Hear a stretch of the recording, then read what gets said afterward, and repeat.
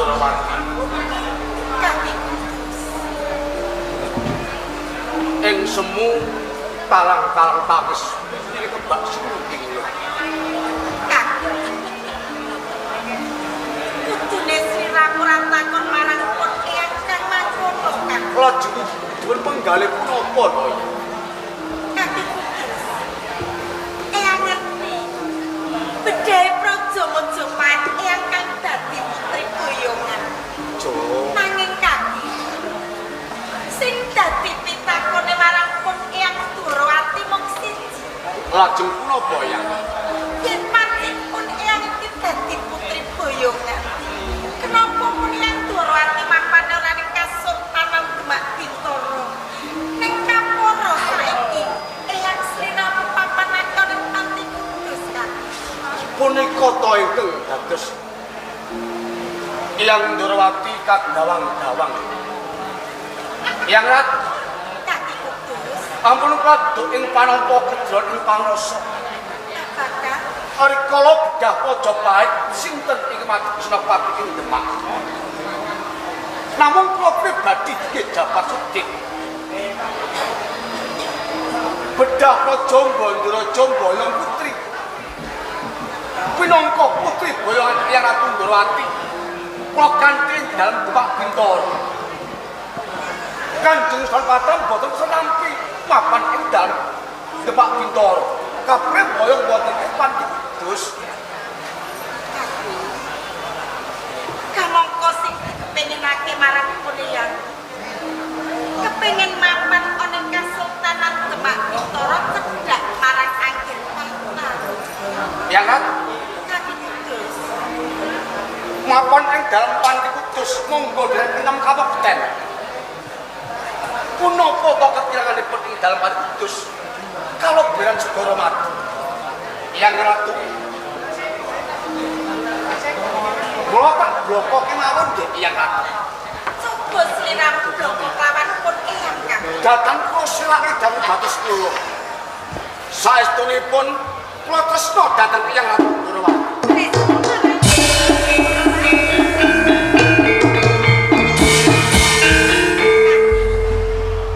Sliramu yo aja gocek marang pun eyang. Menika saestu. Apa yang Durawati? Garwane Sri Sinuwun Prabu Brawijaya Pusaka kan. Lho rajane lakukan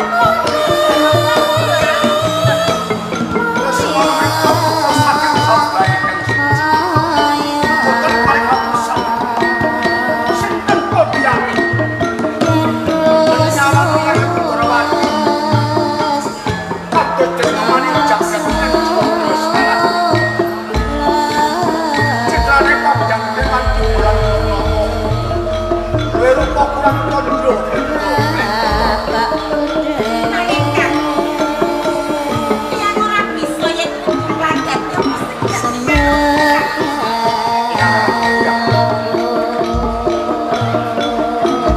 Terus monggo bakal kula tresna. Sampun Eyang Ratu.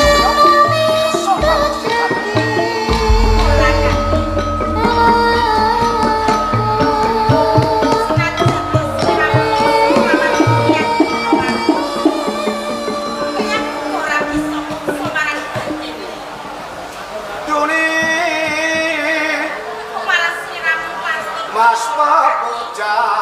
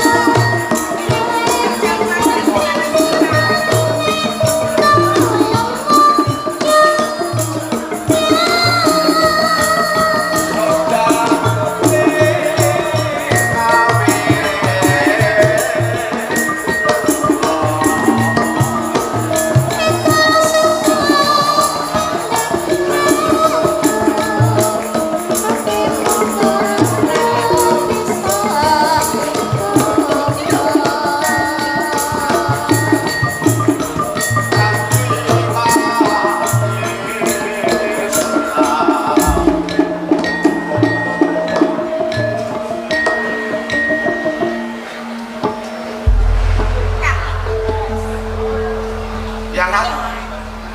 Ngerti sekali tembungmu. Yen kang pungkasan sliramu matur marang pun eyang nganti mati tresnamu. Kolabui klanan pun eyang Dwarawati.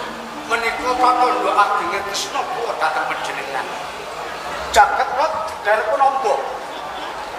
Boten sak mawi godhong kelok. Okeh wadon kang ayu.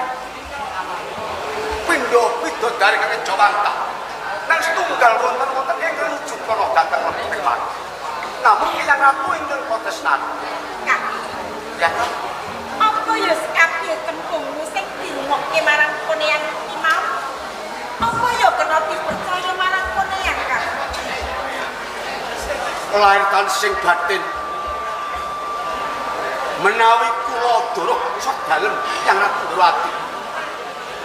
Kabeh kula pejah kemawon. Kaki, eyang percaya sekabeh tembungmu. Mula wektu iki dina, eyang gelem sliramu mundhut. Eyang sabtu.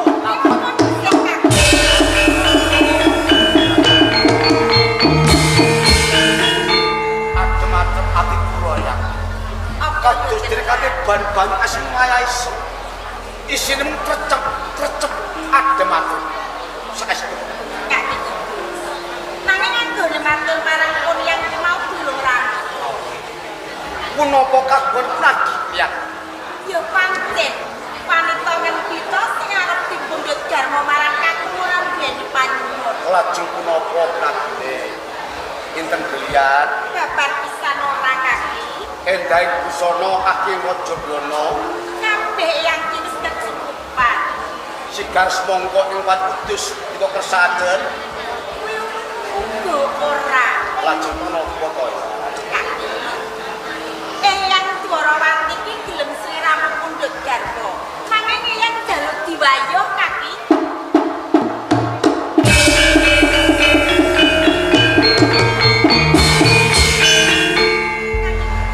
Kok ampun bujek lho.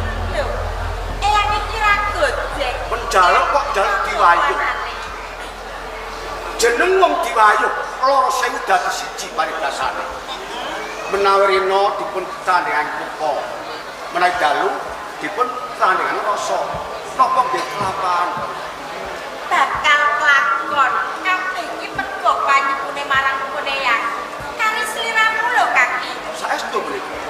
Lho apa ya yang Menapa wanita ingkang pantes ingkang kita wayuh ya? Lajeng putri saking pundi ya? ora putri saka raja kae ora. Nanging kuwi bocah desa, perawan desa kang aran lapisane saka desa Gribek kaki.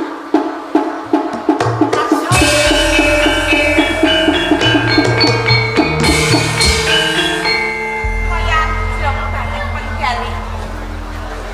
Nggih. Yen pancen sliramu saged mayu marang Koryang Klaman prawan lapisane saka desa Gribek. Ora esuk ora sore pun eyang bakal lali marang sliramu nggih. Menawi wonten kersa Yen sliramu ora gelem, ora bakal klamet duweni garwa marang Koryang Dwarawati. yang aku Kaki, kula sagoy. sago, Kula sagoy ya.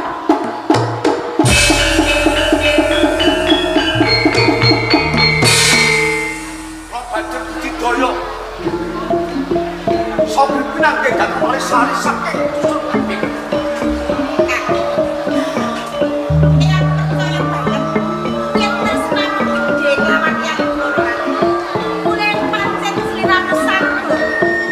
Goleki prawan kang aran lapisane saka desa Gribek. Kula yo biyen, eyang bakal ngeranti sok kapan sliramu entuk prawan kuwi mau.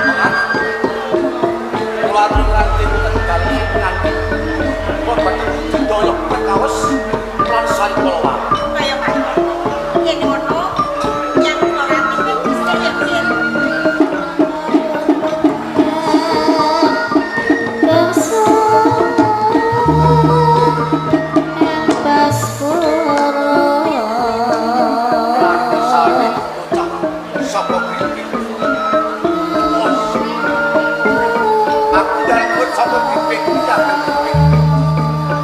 Bik.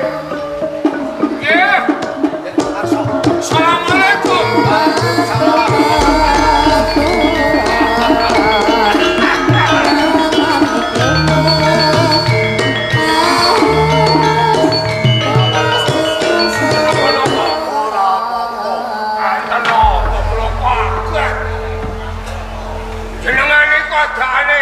Ajeng kok panggil nangel niku kok tingali.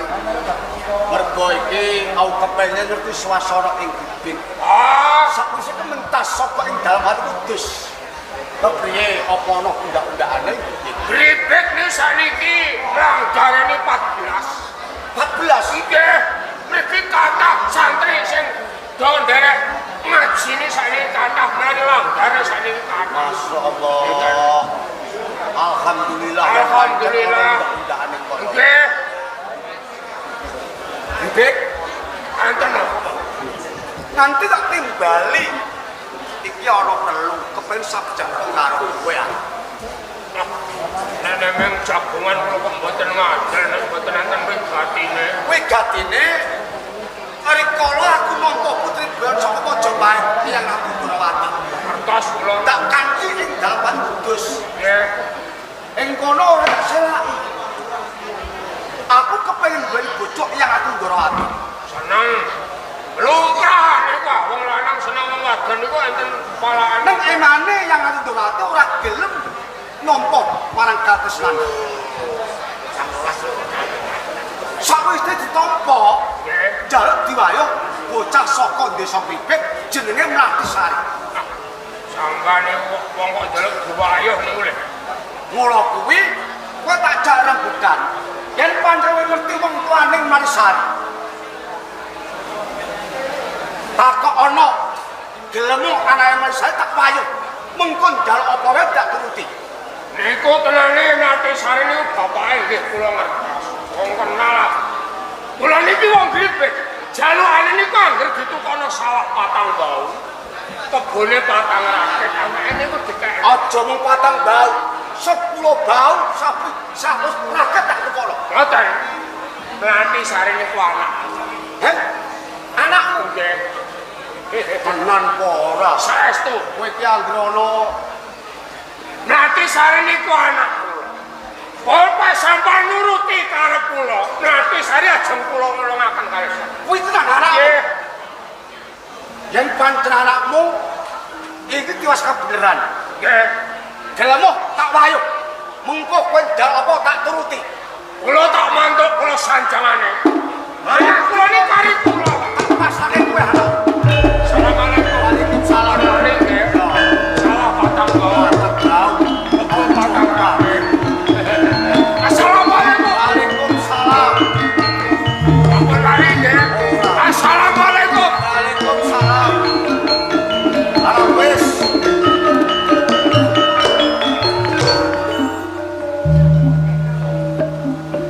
Assalamualaikum. Waalaikumsalam.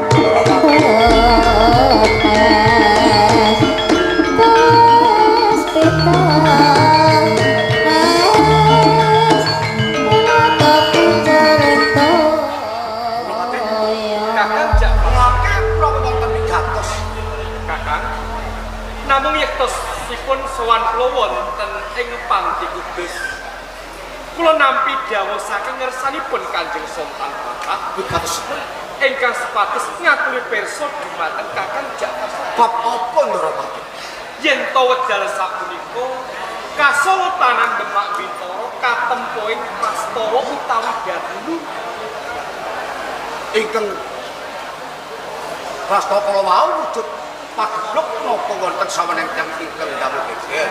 Prastawa kala ingkang dituwahaken kilontang saking Semarang. Karepe apa kok wani geger ing Demak Bintoro? Kilontang Semarang boten nrimakaken yen to sedanipun Guru Agung Syekh Siti Jenar dipidana pati wonten ing Kasultanan Demak Bintoro sak lemah.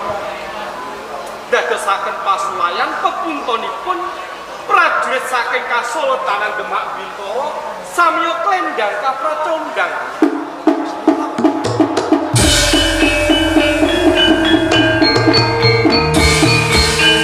Pramila sura bainahum wa sing gatos yen to titik kalenggahan punika Kakang Ja'far Sotik kapiji minangka cucuking Angayuda wonten ing Kasultanan Bintoro Demak.